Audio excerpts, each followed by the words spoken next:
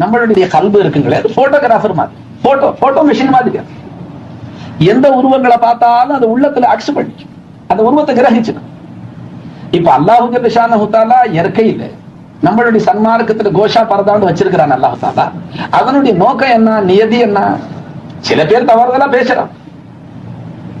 என்ன சொல்றான், இது என்ன இஸ்லாத்துல ஒரு பெரிய அநீதம், ஆண்களை மட்டும் சுத்தமா உல்லாசமா வளாத்த விட்டு நம்மளுடைய தாய்மார்களை பெண்மணிகளை இப்படி வீடடங்கி இருக்க சொல்லி அவர்களுக்கு ஒரு சிறைச்சாலை மாதிரி ஆக்கி விட்டாங்க.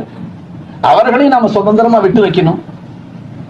இந்த சுதந்திரமா விட்டு வச்சிருக்கிறதோட தண்டனைகளை தினத்தந்தி பத்திரிகையில பாருங்க தெரியுது. நம்ம சமூகத்தை அல்லாஹ் தஆலா கருணைமிக்க ரப்பு காப்பாத்தி வச்சிருக்கிறான் இந்த கோஷாவுடைய பரக்கத்தினால.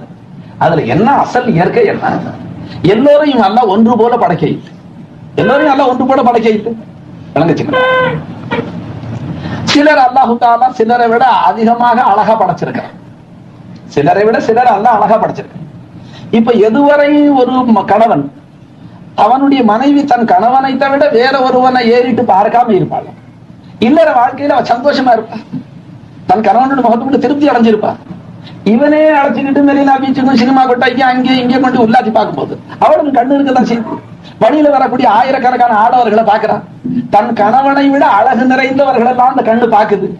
பார்த்து அவ என்ன ஏங்குறா, இப்படியெல்லாம் அல்லாஹு தஆலா அழகு நிறைந்த ஆடவர்களை படைச்சிருக்கிறானே, என்ன இந்த விடியா மூஞ்சி வந்து ஏன் தலைய நசீபுல இவன் மாட்டினானே. ஏன்னா அவனுடைய உள்ளம் திருப்தி அடைந்து தன் கணவனோட திருப்தி அடைந்து இருந்த அந்த உள்ளத்தை அதுல ஒரு அசைவு உண்டாகும், அதுல ஒரு இடையூறு உண்டாகும். இதனாலதான் இஸ்லாம் உனக்கு கொடுத்திருக்கிற அந்த பாக்கியத்தை நீ மறைச்சு வச்சுக்கப்பா, எல்லாத்துக்கும் காட்டாது. என்னத்துக்கு காட்டுற?